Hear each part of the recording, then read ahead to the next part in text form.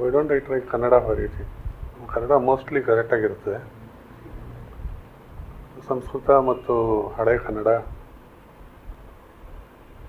ಮತ್ತು modern news avoid ಮಾಡೋಗ್ತೀವಿ ಅಂದ್ಕೊಂಡಿದ್ದೀನಿ, ಗೊತ್ತಿಲ್ಲ.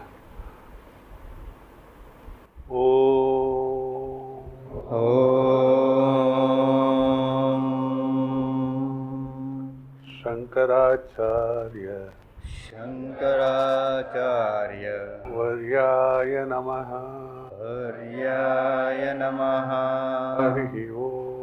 ಹರಿ ಓಂ. ಗಜಾನನಂ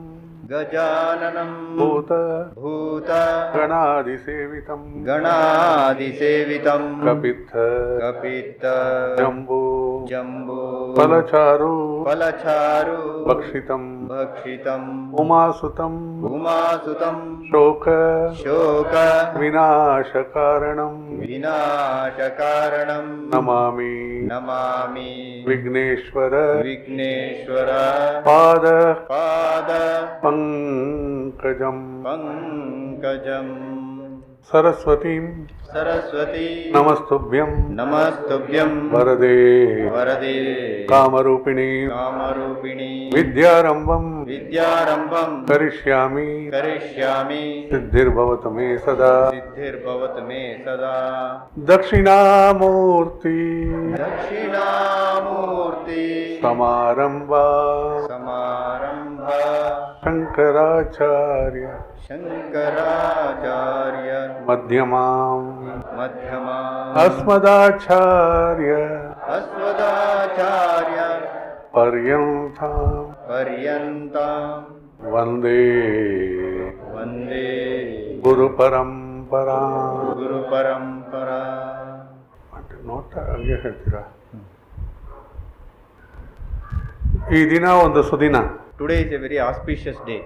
ಯಾವಾಗ ನಾವು ಒಂದು ಸಮಾರಂಭ ಮಾಡಿದ್ರೇನು, ಒಂದು ಫಂಕ್ಷನ್ ಅಂತ ಇಟ್ಕೊಂಡು ಏನೋ ಒಂದು ಸಮಾರಂಭ ಮಾಡಿದರೆ ಒಂದು ಸುದಿನ ಅಂತಲೇ ಹೇಳ್ತೀವಿ. ಯಾವ ದಿವಸ ಸುದಿನ ಇಲ್ಲ.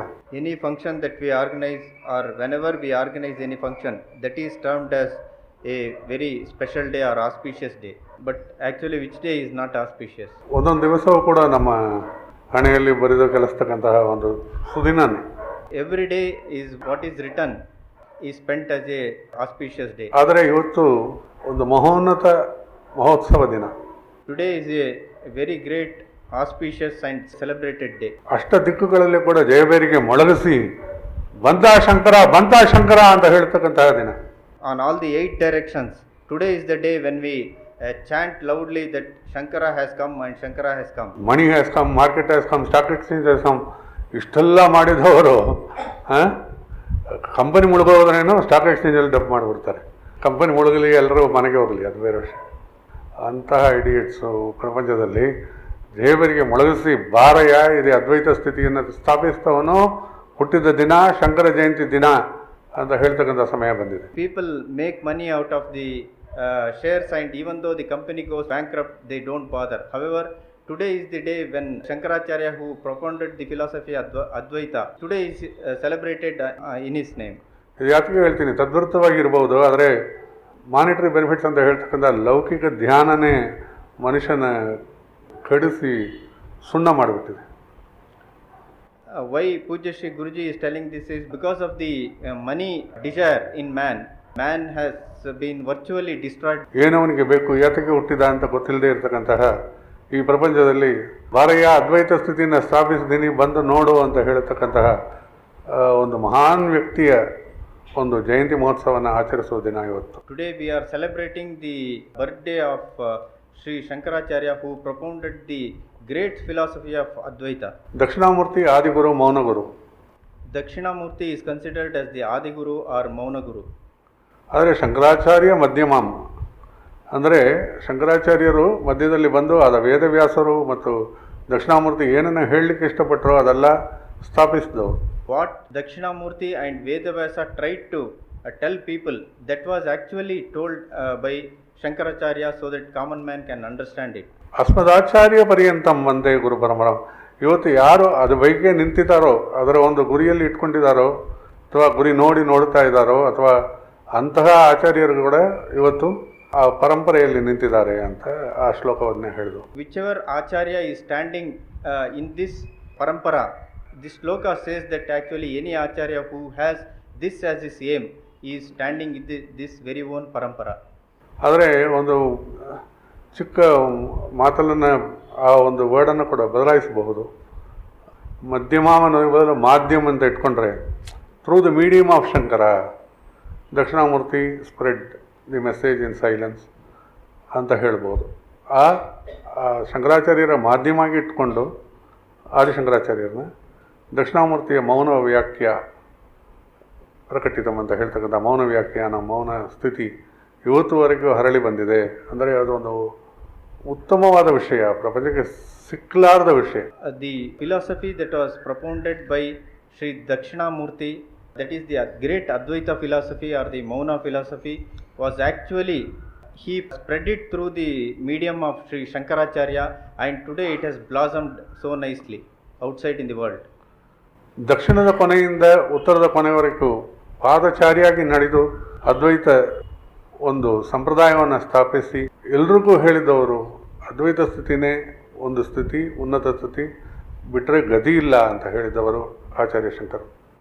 Sri Shankara walked bare on foot from southern peninsular end to the northern end of Bharat, and then he propounded that it is the Advaita Sthiti which is the greatest state of existence. ಆದರೆ ಬಾಲ ಸನ್ಯಾಸಿಯಾಗಿ ಒಂದು ಬಾಲ ಶಂಕರನ ಚರಿತ್ರೆನೇ ಒಂದು ಸ್ವರ್ಣಾಕ್ಷರದಲ್ಲಿ ಬರೆದು ನಾವೆಲ್ಲ ಓದತಕ್ಕಂತಹ ಶಂಕರ ದಿಗ್ವಿಜಯ ಚರಿತ್ರೆ ಬಹಳ ಒಂದು ಏನು ಹೇಳ್ತೀವಿ ಜೇನಿಗಿಂತ ಒಂಥರ ಸಿಹಿ ಕೊಡ್ತಕ್ಕಂತಹ ಚರಿತ್ರ. The story of young boy sannyas in Shankara, if you read, it is really as sweet as the nectar or the honey.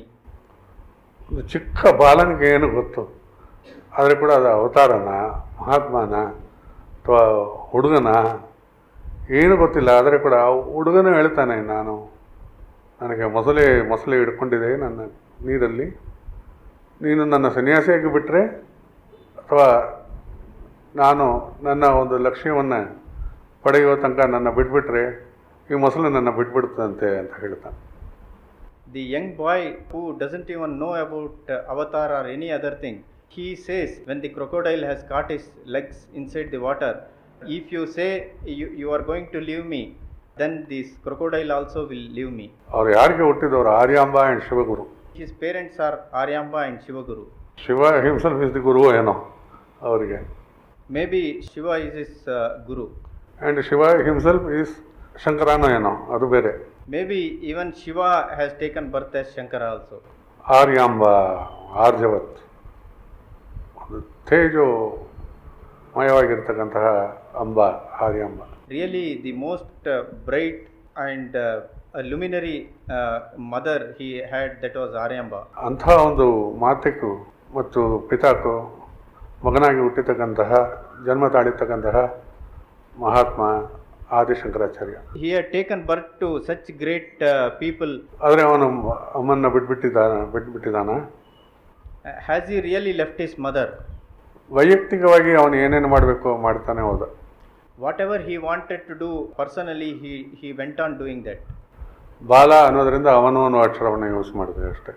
ಆ ಪ್ರಯೋಗ ಬಾಲ ಸನ್ಯಾಸಿಗೋಸ್ಕರ, ದೊಡ್ಡವರಿಗೆ ಅವರು ಅಂತ ಹೇಳಬೇಕು. ಇವಾಗ ಬಾಲನಾಗಿರ್ತಕ್ಕಂಥ ಶಂಕರ ಆ ಥರ ಅವನ ಅಮ್ಮನಿಗೆ ಏನೇನು ಡ್ಯೂಟಿ ಅಂತ ಹೇಳ್ತಕ್ಕಂಥ ಕರ್ತವ್ಯ ಇದೆಯೋ ಅದನ್ನು ಪಾಲನೆ ಮಾಡದೆ ಅವನು ಹೋಗಲಿಲ್ಲ ಎಲ್ಲೋ. The young boy sannyas in Shankara, whatever duty he had to perform to his mother, he did all that and then went. ಅವನು ಹೋಗಿದ್ದು ಬಿಡಿ, ಕೊನೆಯಲ್ಲಿ ಅವರು ಹೇಳ್ತಾಳೆ, ನನ್ನ ಕೊನೆಯ ಸಮಯ ಬಂದಾಗ ನಾನು ಏನು ಮಾಡೋದು ಅಂತ. She tells him that when my last moment comes, what should I do? ಅವ್ರು ಹೇಳ್ತಾರೆ, ಸುಮ್ಮನೆ ನೀವು ನಾನು ಟಿಕೆಟ್ ಕೊಡದೆ ಹೋಗ್ಬಿಡ್ತೀಯಾ, ನೀನು ಯಾವಾಗ ಹೋಗ್ತೀಯೋ ಆ ಕ್ಷಣದಲ್ಲಿ ನಾನು ಇಲ್ಲೇ ಇರ್ತೀನಿ. Whenever you are there in your last moments, I will be definitely here. Like that Shankara says to his mother. ಅದೇ ಥರ ಆ ಒಂದು ಮಾತನ್ನು ಪಾಲನೆ ಮಾಡಲಿಕ್ಕೋಸ್ಕರ ಆ ಸಮಯದಲ್ಲಿ ಬಂದವರು ಶಂಕರಾಚಾರ್ಯರು. Just to keep his words, Shankara came at the last moment when his mother was in her deathbed. ಇಡೀ ಗ್ರಾಮ ಇವರನ್ನ ಸನ್ಯಾಸಿ, ಇವರಿಗೆ ಒಂದು ಸಹಕಾರ ಅವರಿಗೆ ಕರ್ತವ್ಯವಿಲ್ಲ. ಅವ್ರು ಹೆಂಗೆ ಲಾಸ್ಟ್ ರೈಟ್ಸ್ ಅಂತ ಹೇಳ್ತಕ್ಕಂಥ ಕೊನೆ ಈಮ ಕ್ರಿಯೆಗಳು ಅಂತ ಹೇಳ್ತೀವಿಲ್ಲ, ಅದನ್ನು ಹೆಂಗೆ ಅವರು ಮಾಡ್ತಾರೆ ಅಂತ ಹೇಳಿ. Because Shankara was a sannyasin, the whole village felt that he should not perform the last rites of his mother. Shankara just ಕಾಲಿಂದ ಒಂದು ಗೀಚ್ತಾನೆ, ಗಂಗಾ ಪ್ರವಾಹ ಅಲ್ಲೇ ಬಂತು. Shankara just with his toe scratches the earth and virtually Ganga comes out of the earth. And all the ಕರ್ತವ್ಯಾಸ್, all the ಕ್ರಿಯಾಸ್ for mother, ಎಲ್ಲ ಯಾವುದೋ ಒಂದು ಕ್ರಿಯೆಗಳಿತ್ತು ಅದೆಲ್ಲ ಪಾಲನೆ ಮಾಡಿ ಅದನ್ನು ಯಾವ ರೀತಿ ಅವ್ರನ್ನ ಕಲಿಸ್ಬೇಕೋ ಕಲಿಸ್ಬಿಟ್ಟೆ. ಅವರ ಒಂದು ಕರ್ತವ್ಯ ಮುಗಿದು ತಿರುಗಿ ಅವರ ಪುನರಾವರ್ತಿ ನಡೆಯಿತು. Actually Shankara did all that what he had to do, the last rites to his mother, and then he went. ಇದು ಮನಸ್ಸಿಂದ ಬರ್ತಕ್ಕಂತಹ ಪಕ್ವತೆ ಅಂತ ಹೇಳ್ತೀರ, ಪರಿಪಕ್ವತೆ. This is actually what comes out of the mental maturity. ಇದು ಯಾರು ಹೇಳಿಕೊಟ್ಟು ಬರೋದಿಲ್ಲ. ಸಂಸ್ಕಾರ ಅನ್ನೋದು ಯಾರಾದರೂ ಹೇಳಕ್ಕೆ ಆಗುತ್ತೆ. This is actually the result of the real culture. Can it be really taught? ಒಂದು ಬಾಲಕ, ಒಂದು ಗುರು, ಒಂದು ದಿವ್ಯವಾಗಿರ್ತಕ್ಕಂತಹ ಮನುಷ್ಯ, ಅದಕ್ಕೂ ಅತೀತವಾಗಿರ್ತಕ್ಕಂತಹ ವಿಮುಕ್ತ ಸ್ಥಿತಿಯಲ್ಲೇ ಬಾಳಿದ್ದ ಆಚಾರ್ಯ Shankar. Acharya Shankara actually a boy and then a guru and then a man who really lived his life in the state of divinity and Advaita. And then beyond also. Beyond also. ಇದು ಬಹಳ ಒಂದು ವಿಲಕ್ಷಣವಾಗಿರ್ತಕ್ಕಂತಹ ಒಂದು ಮಿಶ್ರ ಜೀವನ. It is actually a peculiar life in a sense. ಯಾರಾದರೂ ಒಂದರಲ್ಲಿ ಅಂಟ್ಕೊಂಡಿರ್ತಾರೆ. ಇದು ಎಲ್ಲವನ್ನು ಮೀರಿ ಎಲ್ರಿಗೂ ತಕ್ಕದಾಗಿ ಮಾತನಾಡಿಕೊಂಡು ಎಲ್ಲ ಸ್ಥಿತಿಯಲ್ಲೂ ಅಳವಡಿಸ್ಕೊಂಡು ಎಲ್ಲರನ್ನೂ ಸಮವಾಗಿ ಭಾವಿಸಿ ಎಲ್ರಿಗೂ ಪ್ರೀತಿ ತೋರಿಸ್ತಕ್ಕಂತಹ ಮನುಷ್ಯರು ಯಾರಾದರೂ ಆ ಸಮಯದಲ್ಲಿ ಇದ್ದರು ಅಂದರೆ ಅವರು ಆಚಾರ್ಯ Shankar. In those days, if there was anybody who could really interact with everybody with love and who could really communicate with everybody in their own way, it was only Shankara. ಎಲ್ಲ ಸಿದ್ಧಿಗಳನ್ನು ಮನುಷ್ಯರಿಗೆ ತೋರಿಸಿದರು. ಮಾನವ ಸಮುದಾಯ ಅವರಿಂದ ನೋಡಿತ್ತು. Mankind saw all the siddhis from Sri Shankaracharya. ಒಂದು ಕತ್ತಿಯನ್ನು ಖಡ್ಗವನ್ನು ತೆಗೆದುಕೊಂಡು ಬಂದು ಕೊಲ್ಲಬೇಕು ಅಂತ ಕಾಬಾಲಿಗ ಬಂದರೆ ಕೂಡ ಅದು ಹೂಹಾರವಾಗಿ ಬಿದ್ದು ಅಂತ ಶಂಕರನ ಇತಿಹಾಸ ಹೇಳುತ್ತದೆ. The history of Sri Shankaracharya tells that even a Kapalika who came to kill him with a sword, when he tried to hit him, it also became a garland and fell on his neck. ಪರಾಯ ಪ್ರವೇಶದಲ್ಲಿ ಒಂದು ರಾಜನ ಶರೀರವನ್ನು ಹೊರಗೊಂಡು ಇವರು ಬಾಳ್ತಾ ಇದ್ದಾಗ ಅವರ ಶರೀರವನ್ನು ನಾಶ ಮಾಡಬೇಕು ಅಂತ ಅದನ್ನು ಬೆಂಕಿಗೆ ಹಾಕ್ಬಿಟ್ರು. When Shankara entered into the body of a king through Parakaya Pravesha, body was burnt. Sri Shankara's body was burnt. And Shankara could come out of it. ಅದರಿಂದ ಹೊರಗಡೆ ಬರಲಿಕ್ಕೆ ಅವರಿಗೆ ತಾಕತ್ತಿತ್ತು. ಆ ಒಂದು ಸಿದ್ಧಿ ತೋರಿಸಿದ್ರು. ನರಸಿಂಹನ ಒಂದು ದೊಡ್ಡ ಶ್ಲೋಕನೇ ಬಂತು ಅವ್ರ ಬಾಯಿಂದ ಬಂದ ಮೇಲೆ. Sri Shankara came out of the fire and he sang in praise of Sri Narasimha a shloka. ಈ ನರಸಿಂಹ ಅನ್ನೋ ತತ್ವನೇ ಒಂಥರ ವಿಚಿತ್ರ.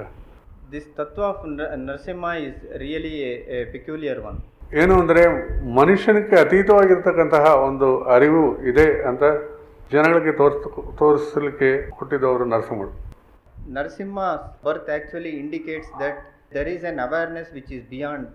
ಎರಡು ಪಂಗಡಗಳು ಯಾವಾಗಲೂ ಇರ್ತದೆ, devas ಅಸುರಸ್. There are two types of people actually. One is asuras and devas. ದೇವರುಗಳು ಪಾಪ ಯಾವಾಗಲೂ ದೇವರನ್ನ ಸ್ತುತಿ ಮಾಡಿ ಬಾಳ್ತಾ ಹೋಗಬಹುದು. Devas actually chant the name of God and remember the name of God and then they live. But ಅಸುರರು ತನ್ನ ಸ್ವಂತ ಬುದ್ಧಿಯಲ್ಲಿ ಎಲ್ಲವನ್ನು ಗೆಲ್ಲಬೇಕು ಅಂತಕ್ಕಂತಹ ಒಂದು ದೊಡ್ಡ ಒಂದು ಸಂಕಲ್ಪ ಇಟ್ಕೊಂಡಿರೋರಿಗೆ ಹೆಸರು ಅಸುರರು. ತನ್ನ ಬುದ್ಧಿಯಿಂದ. Asuras think that through their own intelligence they want to know everything or conquer everything. That is the way they live. ಅದೇ ಸಮಯ ಅದಕ್ಕೆ ಮೀರತಕ್ಕಂತಹ ಅರಿವು, ದೇವರ ಅರಿವು ಅನ್ನೋದು ಅಸುರರಿಗೂ ಗೊತ್ತಾಗ್ತಾ ಇರಲಿಲ್ಲ. The divine awareness is beyond both of these. Even asuras could not understand it. So ಕೊನೆಯಲ್ಲಿ ಅಸುರನ ಏನು ಮಾಡ್ತಾನೆ, ವರ ಕೇಳ್ತಾನೆ. ದೇವರಿಗೆ ಹೋಗಿ ಸ್ಮರಿಸಿ ಪ್ರಾರ್ಥನೆ ಮಾಡಿ ದೇವರು ಬಂದ ಮೇಲೆ ಒಂದು ವರವನ್ನು ಕೇಳಿ, ನಾನು ಮನುಷ್ಯರು ನನ್ನ ಕೊಲ್ಲಬಾರದು, ಮೃಗ ನನ್ನ ಕೊಲ್ಲಬಾರದು, ಮನೆ ಒಳಗಡೆ ಕೊಲ್ಲಬಾರದು, ಹೊರಗಡೆ ಕೊಲ್ಲಬಾರದು ಆ ಥರ ವರವನ್ನು ಕೇಳಿ ಎಲ್ಲ ಕಡೆನೂ ಅವನ್ನು ಕೊಲ್ಲುವ ಸಾಧ್ಯತೆಯನ್ನು ನಿಲ್ಲಿಸ್ಬಿಡ್ತಾನೆ ಅಸುರ. So Asura goes to the Lord and asks that he should not be killed during daytime or night time, inside or outside. Like that he takes the protection, thinking that he cannot be killed by anybody. Man, animal, anything, god, avatar, nothing should kill. ಅವತಾರ ಅಂದರೆ ಮನುಷ್ಯರು, ದೇವರು, ಆ ಥರ. So he says that he should not be killed by any of the animals, man or even God. ಆವಾಗ ಏನಾಗುತ್ತದೆ, ಒಂದು ಭಕ್ತ ಪ್ರಹ್ಲಾದನು ದೇವನಿಗೆ ಒಪ್ಪಿದ್ದವನು. Bhakta Prahalada had given his life for the sake of God. Hiranyakashipu ಅಂತ ಹೇಳ್ತಕ್ಕಂತಹ ಒಂದು ಮಹಾ ಅಸುರ ಭಕ್ತ ಪ್ರಹ್ಲಾದನ ಕೇಳ್ತಾನೆ, ದೇವರು ಎಲ್ಲ ಕಡೆ ನೀನು ಹೇಳೋ ನಾರಾಯಣ ಎಲ್ಲ ಕಡೆನೂ ಇದ್ದಾನ ಅಂತ. Hiranyakashipu asked Prahalada whether God is there everywhere. Pralhad ಹೇಳ್ತಾನೆ, ಇರಬೇಕು, ನೀನೇ ನೋಡಿದೆಯಲ್ಲ, ಎಲ್ಲ ನನ್ನನ್ನು ಎಷ್ಟು ಘಟನೆ ಕೊಟ್ಟೆ, ಎಷ್ಟೊಂದು ಅವಸ್ಥೆ ಕೊಟ್ಟೆ, ಎಲ್ಲವನ್ನೂ ಮೀರಿದಕ್ಕಂತಹ ಒಂದು ಸ್ಥಿತಿಯಲ್ಲಿ ನಾನು ಇವತ್ತು ಬದುಕಿದ್ದೀನಿ ಅಂದರೆ ಅದಕ್ಕೆ ಕಾರಣನೇ ಆ ನಾರಾಯಣನೇ ಅಂತ, ನಾನು ನಂಬಿದ Narayana.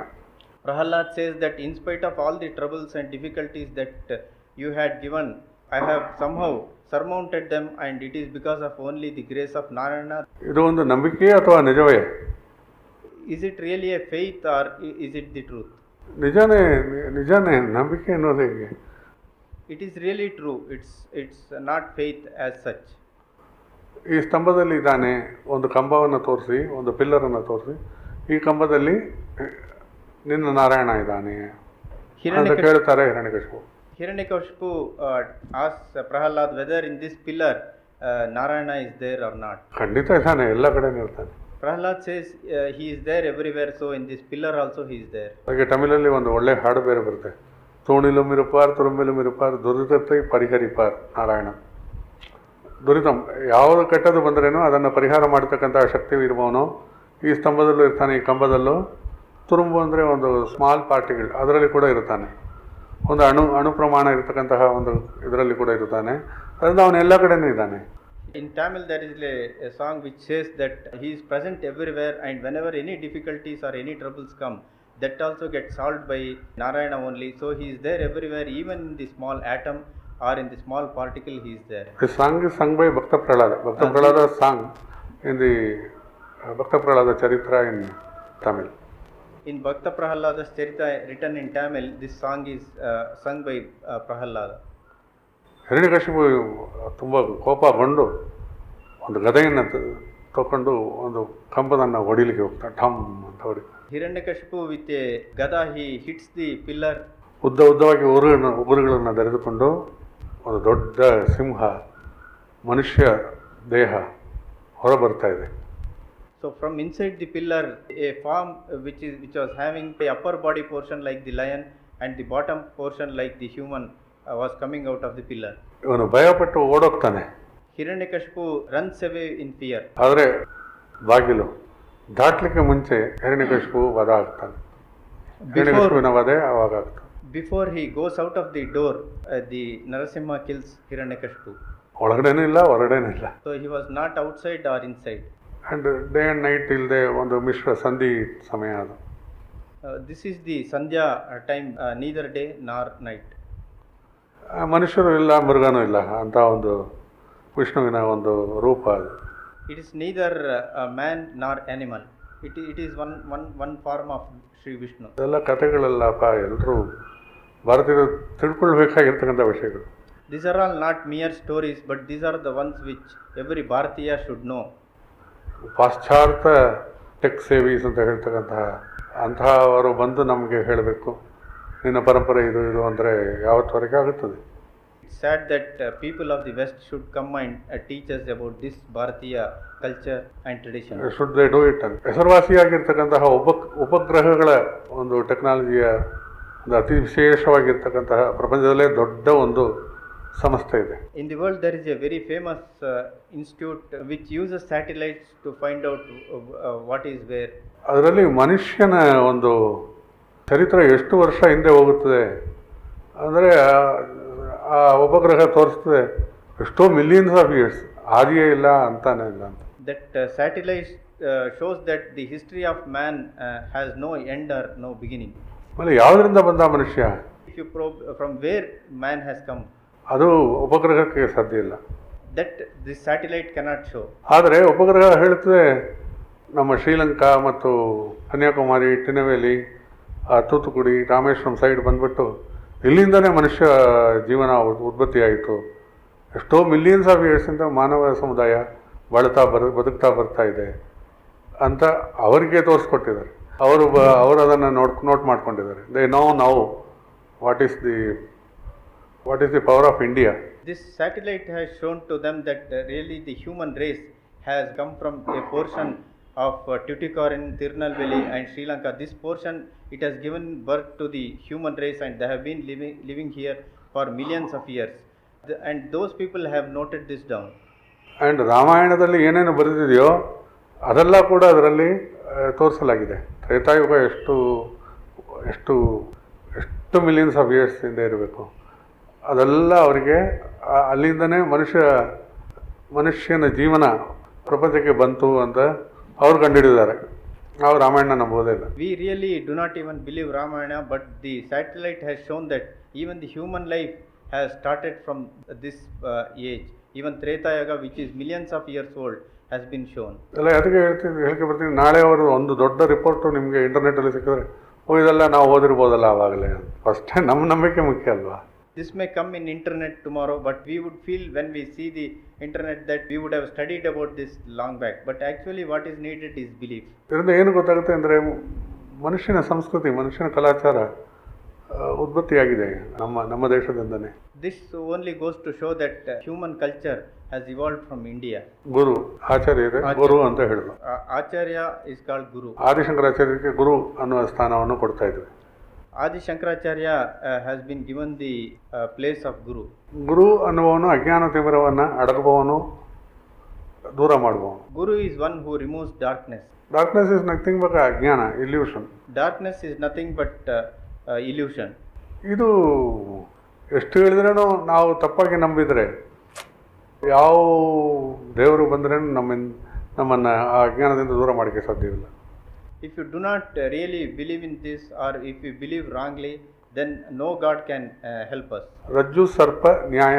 There is a thing called Rajju Sarpa Nyaya. ರಜ್ಜು ಅಂತ ಹೇಳ್ತಾರೆ ರಸ್ಸಿ. ಹಗ್ಗವನ್ನು ನಾವು ಸರ್ಪ ಅಂತ ಭಾವಿಸಿದ್ರೆ ಯಾವನು ಹೇಳಿದ್ರೂ ಅದು ಸರ್ಪವಾಗಿ ಕಾಣಿಸ್ತೇವಿನ ಹಗ್ಗ ಅಂತ ಕಾಣಿಸ್ತೀಯೇ.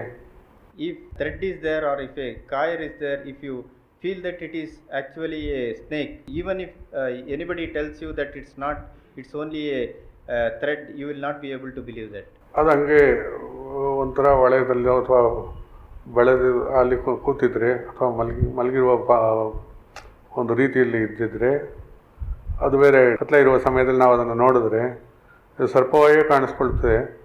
ಅಂದಮೇಲೆ ಯಾರು ಹೇಳಿದ್ರೂ ನಾವು ಅದನ್ನು ನಂಬೋದಿಲ್ಲ. In darkness you feel that this very thread which is lying there is a snake. Even if anybody comes and tells you that it is not, you will not believe. So ಯಾರೋ ಒಬ್ಬರು ಗುರು ಅಂತ ಅವರು ಬಂದು ಇದು ತೋರಿಸ್ಬೇಕು, ಇದು ಬರೀ ಹಗ್ಗಪ್ಪ, ಇದು ಯಾತಿಗೆ ಎಷ್ಟು ಭಯ ಪಡ್ತೀಯ ಅಂತ. So a person like Guru should come and lift it and show it to you that it's only a thread and it's not a snake. ಅದೇ ಗುರುವ ಮಹತ್ವ. ಆ ಒಂದು ಸ್ಥಿತಿಯನ್ನು ಆ ಸ್ಥಿತಿಯಲ್ಲಿ ಇಟ್ಕೊಂಡು ಎಷ್ಟೋ ಜನಗಳಿಗೆ ಅದ್ವೈತ ಸಿದ್ಧಿಯನ್ನು ಕೊಟ್ಟವರು Shri Adishankar. This is the greatness of Guru, and it is Sri Adi Shankara. He was in this state and he showed it to the world. Shankaracharya ತೋರಿಸ್ಕೊಟ್ಟಿದ್ದು ಏನು? What has Sri Shankaracharya shown to the world? 3: ಅದ್ವೈತ ಸಿದ್ಧಿ, ಅದ್ವೈತ ಬುದ್ಧಿ, ಅದ್ವೈತ ಮುಕ್ತಿ. He has shown Advaita Buddhi, Advaita Sthiti and Advaita Mukti. ಅವರ ಪ್ರತಿಯೊಂದು ಶ್ಲೋಕಗಳಿಂದನೂ ಅವರ ಒಂದು ಪ್ರತಿಯೊಂದು ಕೃತಿಗಳಿಂದನೂ ಅದ್ವೈತ ಬುದ್ಧಿ ಬೆಳೆಯತಕ್ಕಂತಹ ಒಂದು ಮಾರ್ಗವನ್ನು ಅವರು ನೀಡಿದರು. Every song composed by Sri Shankaracharya has shown that the intelligence, Advaita intelligence grows. ಅದ್ವೈತ ಸಿದ್ಧಿ, ಟು ರಿಯಲೈಸ್ ಅದ್ವೈತ. ಆಮೇಲೆ ಅದ್ವೈತ ಮುಕ್ತಿ, ಎಲ್ಲಕ್ಕೂ ಮೀರಿತಕ್ಕಂತಹ ಒಂದು ಸ್ಥಿತಿಯಲ್ಲಿ ಕೂತು ಬಿಡುವುದು. Then to be in the state of Advaita Mukti, beyond all this. ಈ ಮೂರು ಅವರು ತೋರಿಸ್ಕೊಟ್ಟಿದ್ದಾರೆ ಪ್ರಪಂಚಕ್ಕೆ. These three are the ones shown by Sri Shankaracharya to the world. ಅದೇ ಸಮಯ ಅವರಿಗೆ ಭಕ್ತಿ ಸೇವೆ ಮನೋಭಾವನೆ ಇಲ್ಲವೇ? You can ask whether Sri Shankaracharya did not have bhakti at all. ನಾವು ಓದುವ ಇತಿಹಾಸ ಪ್ರಕಾರ ಅವರು ಜೀವಂತವಾಗಿ ಇದ್ದಿತ್ತು ಬರೀ 3-10 ವರ್ಷಗಳ ಚಿಲ್ಲರೆ ವರ್ಷಗಳು. The history that we study shows that Sri Shankara lived for only about 30 odd years. ಅಷ್ಟರೊಳಗೆ ಇಷ್ಟೊಂದು ಬರೀಕ್ಕೆ ಸಾಧ್ಯವೇ, ಇಷ್ಟೊಂದು ಪಾದಚಾರಿಯಾಗಿ ನಡಿಲಿಕ್ಕೆ ಸಾಧ್ಯವೇ, ಮನುಷ್ಯನ ಒಂದು ಪ್ರಶ್ನೆಗಳು ಇವು.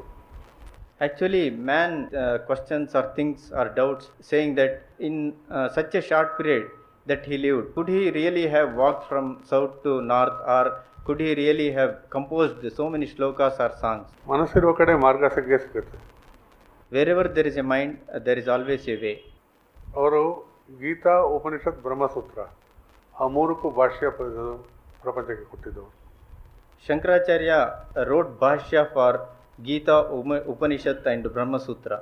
ಭಗವದ್ಗೀತೆಗೆ ಭಾಷ್ಯ ಬರೆದು ಭಗವದ್ಗೀತೆಯ ಕೃಷ್ಣನು ಏನು ಹೇಳಲಿಕ್ಕೆ ಇಚ್ಛಪಟ್ಟಾನೋ ಅದ್ವೈತ ಸಂಪ್ರದಾಯ ಪ್ರಕಾರ ಏನೇನು ಅದನ್ನು ಭಾಷ್ಯವಾಗಿ ಹೇಳಬೇಕೋ ಅದೆಲ್ಲ ಅವರು ಭಾಷ್ಯವಾಗಿ ಬರೆದು ನಮಗೆ ಕೊಟ್ಟವರು. Sri Shankara wrote Bhashya for Gita, wherein from the Advaita point of view, whatever Krishna wanted to tell, that Sri Shankara wrote Bhashya on Gita. ಪ್ರಸ್ಥಾನತ್ರಯ ಅಂದರೆ ಇಲ್ಲಿಂದ ದೇವರ ಕಡೆ ಹೋಗೋದು, ಪ್ರಸ್ಥಾನ ಒಂದು ಕಡೆಯಿಂದ ಇನ್ನೊಂದು ಕಡೆ ಹೋಗೋದು. ಅದಕ್ಕೆ 3 ಗೀತಾ, ಉಪನಿಷತ್, ಬ್ರಹ್ಮಸೂತ್ರ ಈ ಮೂರನ್ನು ಅವರು ಭಾಷ್ಯವಾಗಿ ಬರೆದರು. Prasthanatraya means going from here towards the God. That is why on Gita, Upanishad and Brahma Sutra he wrote Bhashya. Upanishad is ಒಂದು ಡೈಲಾಗ್ಸ್, ಅಂದರೆ ಪ್ರಶ್ನೋತ್ತರಿ ಥರ. ಋಷಿ ಪತ್ನಿ ಅಂತ ಅವರಿಗೆ, ಯಮ ಮತ್ತು ಶಿಷ್ಯರಿಗೆ, ಯಾರ್ಯಾರು ನಚಿಕೇತಸ್ ಅಂತ ಅವರು, ಇದಕ್ಕೆಲ್ಲ ಉಪನಿಷತ್ ಅಂತ ಹೆಸರು. ಅದಕ್ಕೂ ಭಾಷ್ಯ ಬರೆದರು. Upanishad actually consists of question and answers, generally between the Rishi or Rishi Patni, and then between like Nachiketa and Yama. On all these things Shankara wrote Bhashya. ಆಮೇಲೆ 3ನೇದು ಬ್ರಹ್ಮಸೂತ್ರ. ಪರಬ್ರಹ್ಮನ ಪಡೆಯುವುದು ಹೇಗೆ, ಸೂತ್ರ ಚಿಕ್ಕ ಚಿಕ್ಕ ಒಂದು ಪದ್ಯಗಳೊಳಗಡೆ ಅದಕ್ಕೆ ಭಾಷೆಗಳನ್ನು ಬರೆದರು.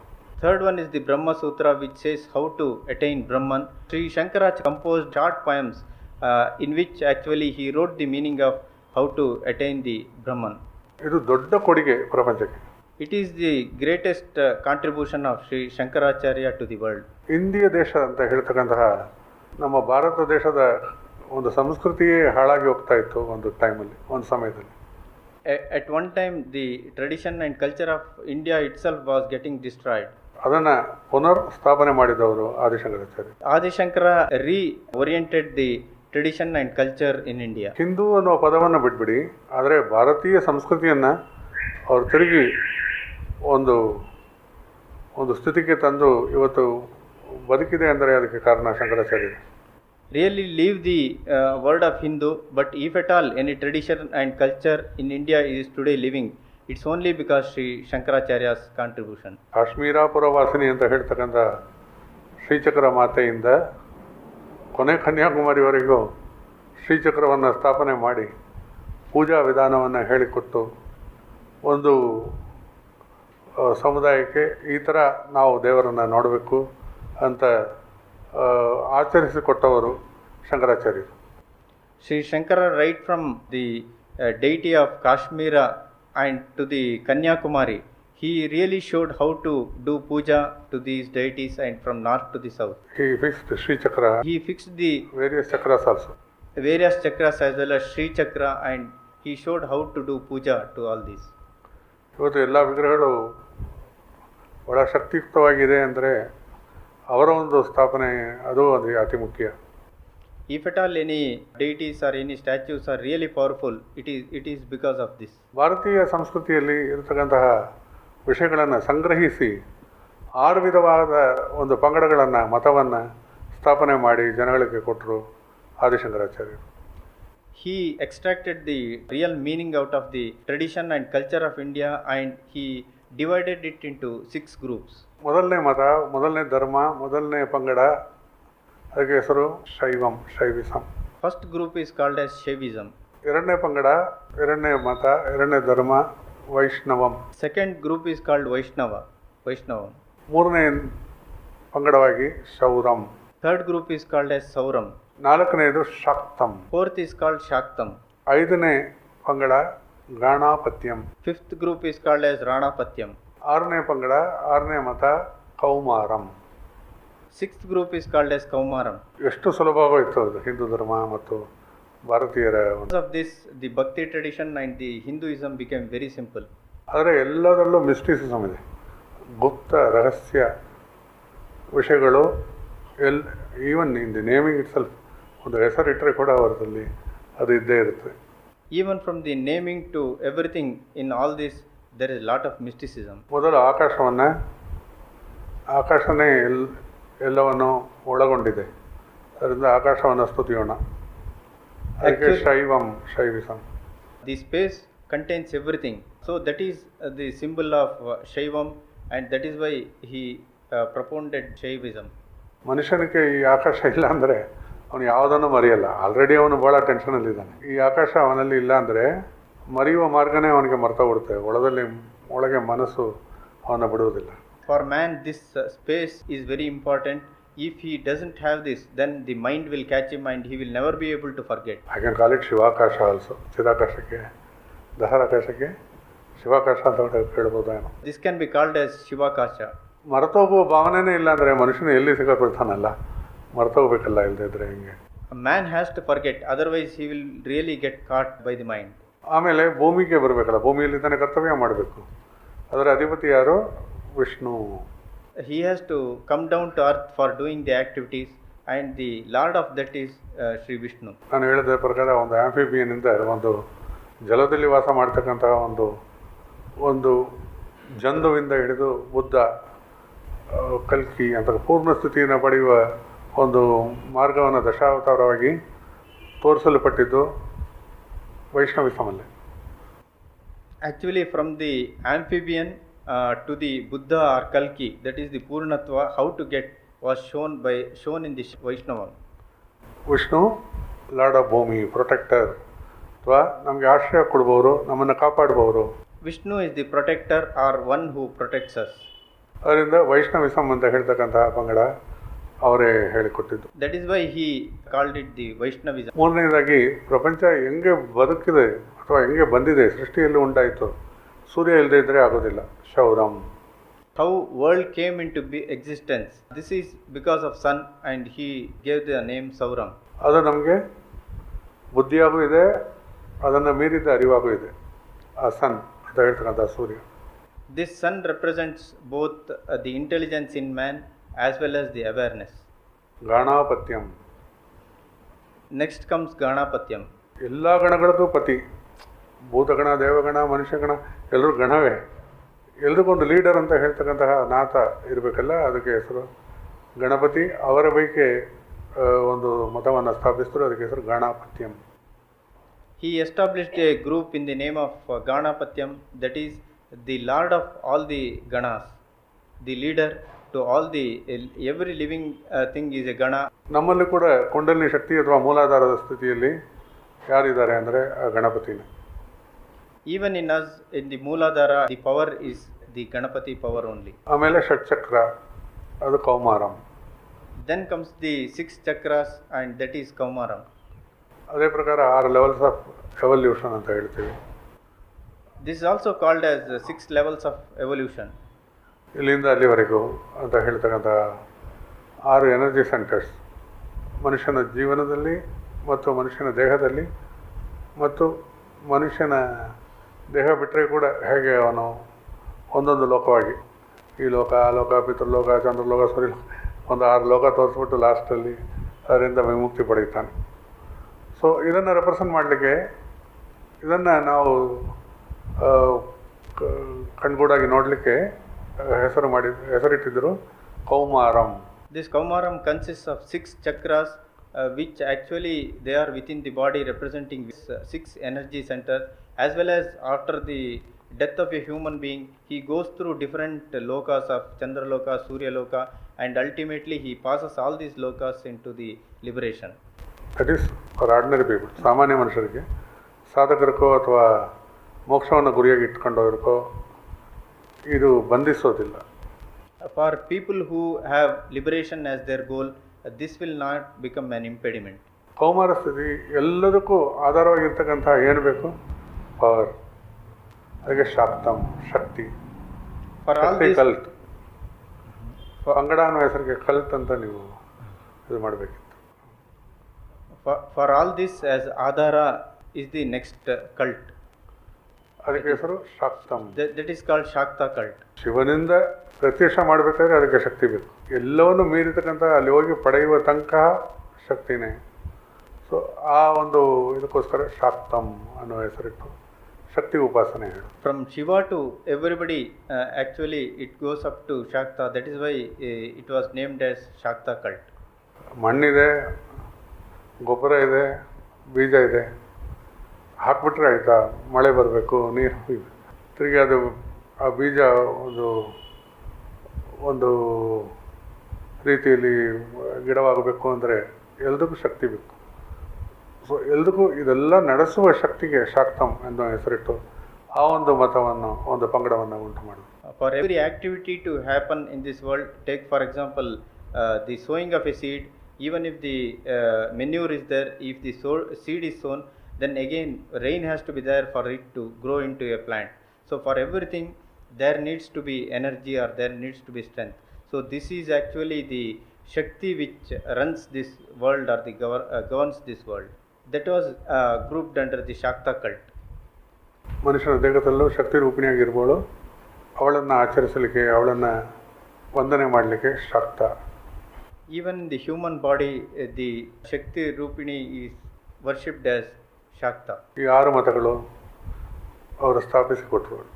All these 6 cults were propounded by Sri Shankaracharya. ಇದು ಒಂದು ಗುರುವಿನ ಉಪದೇಶ. This is the real blessing of a guru. ದೇವಿಯನ್ನು ಮಾತೆಯಾಗಿ ನೋಡಿ. He said, see the Devi as mother. ಅಪರಾಧ ಕ್ಷಮಾ ಸ್ತೋತ್ರ, ಕ್ಷಮಾಪನ ಸ್ತೋತ್ರ, ಪ್ರಲಾಪ ಸ್ತುತಿ, ಎಷ್ಟೋ ಸೌಂದರ್ಯ ಲಹರಿ, ಇಂತಹ ಎಷ್ಟೋ ಒಂದು ವಿಧವಾದ ಶ್ಲೋಕಗಳು, ಹಲವಾರು ಶ್ಲೋಕಗಳು ಮಾತೆಯಾಗಿರ್ತಕ್ಕಂಥ ಅಮ್ಮನ ಮೇಲೆ ಅವರು ಕೊಟ್ಟರು, ಜನಗಳಿಗೆ ನೀಡಿದರು. Sri Shankara gave to the world shlokas like Saundarya Lahari, wherein he praises the mother. ಕುಪುತ್ರೋ ಜಾಯೇತ ಕ್ವಚಿತಭಿಖೋ ಮಾತಾ ನ ಭವತಿ ಅಂತ. ಆದರೆ ನಾವು ಮಕ್ಕಳೆಲ್ಲ ಕೆಟ್ಟ ಮಕ್ಕಳಾಗಿ ಹೋಗ್ಬಿಡ್ಬೋದು, ಆದರೆ ಒಂದು ಅಮ್ಮ ಕೂಡ ಕೆಟ್ಟ ಅಮ್ಮ ಇಲ್ಲ. ಆ ಥರ ಅವರು ಭಾವಿಸಿ ಅಮ್ಮನಿಗೆ ಒಂದು ಆ ಭಾವನೆಯನ್ನು ಚಲಿಸ್ತಾರೆ ನೋಡಿ, ಅದಕ್ಕಿಂತ ದೊಡ್ಡ ಮಾತು ಏನಿದೆ. He says in one of his slokas that all the children can be, but you don't find a single mother to be bad. ಆ ಮಾತೃತ್ವ ಹಂಗೆ ಭೂಸಮ್ ಅಂತ ಹೇಳ್ತಕ್ಕಂಥ ಎದೆಯಲ್ಲಿ ತುಂಬಿ ತುಡುಕಾಡಿ ಹೊರಬರ್ತಕ್ಕಂಥ ಪ್ರೀತಿಗೆ, ಅದಕ್ಕೆ ಒಂದು ಈಕ್ವಲ್ ಅಂತ ಹೇಳ್ತಕ್ಕಂಥ ಸಾಮಾನ್ಯವಾಗಿ ಸಮವಸ್ತು ಏನಿದೆ. Love that is shown by a mother can never be compared to any other thing. ಹಾಗೆ ನಾನು ಯಾವಾಗಲೂ ಹೇಳೋದು, ಆ ಒಂದು ದೊಡ್ಡ ಪ್ರೀತಿನೇ ಪ್ರಪಂಚವನ್ನು ನಡೆಸೋದು, ಬೇರೆ ಯಾವುದೂ ಇಲ್ಲ. That is why Pujya Shri Guruji says that this is the love which really runs the world. ಇದು ಗುರುವಿನ ಒಂದು ಮಹತ್ವ. This is the greatness of a guru. ಆಮೇಲೆ ಅದ್ವೈತ ಸ್ಥಿತಿಯಲ್ಲೇ ಇದ್ದವರು, ಅವರು ಯಾವಾಗಲೂ ದಿವ್ಯ ದರ್ಶನವನ್ನು ನೀಡಿದವರು. He was always in Advaita Sthiti and he gave Divya Darshan to everybody. ಆಮೇಲೆ ಅಂತರ್ಮುಖಿನೂ ಇಲ್ಲ, ಬಹಿರ್ಮುಖಿನೂ ಇಲ್ಲ, ಎಲ್ಲೋದ್ರು ಹೇಗೆ ಹೋದ್ರು ಅಂತ ಗೊತ್ತಿಲ್ಲ. He was neither outside, he was nor inside, and nobody knew how he went. ಇತಿಹಾಸದಲ್ಲಿ ಏನೇನೋ ಹೇಳ್ತಾರೆ, ಇತಿಹಾಸದಲ್ಲಿ ಬದ್ರಿಯಲ್ಲಿ ಹೋಗಿ ಸೇರಿಕೊಂಡ್ರು ಅಂತಾರೆ, ಆದರೆ ಯಾರಿಗೂ ಗೊತ್ತಿಲ್ಲ ಹೇಗೆ ಹೋದ್ರು ಅಂತ. Actually, history says that Shankara left his body in Badri, but no one knows how he went. ಈ ಒಂದು ಸ್ಥಿತಿಯಲ್ಲಿ ಇರುವವರು ಯಾವಾಗಲೂ ಹೇಗೆ ಅಂತ ಗೊತ್ತಾಗ್ತಾ ಇಲ್ಲ. Really, a person who was in his state, in this particular state, nobody can understand how he was. South ಇಂಡಿಯಾದಲ್ಲಿ ನಾವಡೆ ಕಾಳು ಅಂತ ಇದ್ದರು, ಅವರು ಇದೇ ಥರ ಕುಟ್ರಾಲಂ ಹೋಗಿ ಆಮೇಲೆ ಕಾಣಲೇ ಇಲ್ಲ ಅವ್ರನ್ನ. ಈ ಥರ ಎಲ್ಲ ಕಥೆಗಳು ಯಾತಕ್ಕೆ ಬರುತ್ತೆ ಅಂದರೆ, ಮಹಾತ್ಮಗಳು ಎಲ್ಲ ಕಡೆನೂ ನಮಗೋಸ್ಕರ ಕಾಯ್ತಾ ಇದ್ದಾರೆ ಅಂತ. In South India, there is a story of Avadekar who went to Kutralam and then nobody knew where she went. Everywhere, people like this, Mahatmas like this are there. ಅದರಿಂದ ಇವತ್ತು ಒಂದು ಈ ಮಹೋತ್ಸವ ಸಮಾರಂಭದಲ್ಲಿ ಪಾಲ್ಗೊಂಡು ಈ ಒಂದು ದಿವ್ಯ ಚರಿತೆಯನ್ನು ಕೇಳಿ ಆದಿಶಂಕರರ ಸ್ಥಿತಿಗೆ ಮೀರಿದ ಸ್ಥಿತಿ ಇಲ್ಲ ಅಂತ ಹೇಳ್ತಕ್ಕಂಥ ಒಂದು ಲಕ್ಷ್ಯವನ್ನು ನಾವು ಗುರಿಯಾಗಿ ಇಟ್ಕೊಂಡು ನಾವು ಇವತ್ತರಿಂದ ಆ ಶಂಕರ ತತ್ವಕ್ಕೆ ಅಡಿಮೆಯಾಗಿ ಶಂಕರ ತತ್ವದಲ್ಲೇ ಬಾಳೋಣ ಅಂತ ಹೇಳ್ತಾ ಈ ಒಂದು ಪ್ರಸಂಗವನ್ನು ಅವಲಂಬಿಸ್ತೇವೆ. Let us all have this Shankara Tattva as our aim in life. We are celebrating this particular day as a great day because Sri Shankaracharya lived in this state, and let us all have this state as our aim and goal in life. ಬರ್ತಕ್ಕಂಥ ಸಮಯ ಆಧ್ಯಾತ್ಮಿಕ ಸಮಯ. The coming time is the real divine time. ನಾನು ಹೇಳಿದ ಪ್ರಕಾರ ಉಪಗ್ರಹ ಕಂಡುಹಿಡಿಯುವ ಆ ಒಂದು ಸಂಸ್ಕೃತಿ, ಮಾನವ ಸಂಸ್ಕೃತಿ ಪ್ರಪಂಚ ಪೂರ್ತಿ ಎಲ್ಲರೂ ತಮಿಳ್ ಸಂಸ್ಕೃತಿ, ಆಗಿನ ಕಾಲ ಮಾನವನ ಸಂಸ್ಕೃತಿಯನ್ನು ತಿಳ್ಕೊಳ್ಳೋಕ್ಕೆ ಇಚ್ಛೆ ಪಡ್ತಾರೆ ಬರುವ ಸಮಯದಲ್ಲಿ. In the coming times, all the people would try to understand the oldest culture that is shown by the satellite, that the culture that has evolved in the places or the region, Tamil region. People would try to understand about that in the coming time. ಭಾಷೆಗೋಸ್ಕರ ಹೇಳ್ತಾ ಇಲ್ಲ, ಪ್ರಪಂಚ ಪೂರ್ತಿ ತಮಿಳು ಕಲ್ತ್ಕೊಳ್ಬೇಕು ಅನ್ನೋ ಭಾವನೆ ಬಂದ್ಬಿಡ್ತು. The whole world will come to an understanding that they will have to learn Tamil. And Tamil ಸಂಸ್ಕೃತಿಯ ಒಂದು ಪ್ರಧಾನವಾಗಿ ಸಂಸ್ಕೃತಿಯಾಗಿ ಬೆಳೆಯುತ್ತದೆ. The Tamil culture will grow as one of the main cultures. ಆಮೇಲೆ ಶಂಕರ ಅನ್ನೋ ಹೆಸರೇ ಮೋಸ್ಟ್ ಪಾಪ್ಯುಲರ್ ನೇಮ್ ಆಗ್ಬಿಡ್ತು.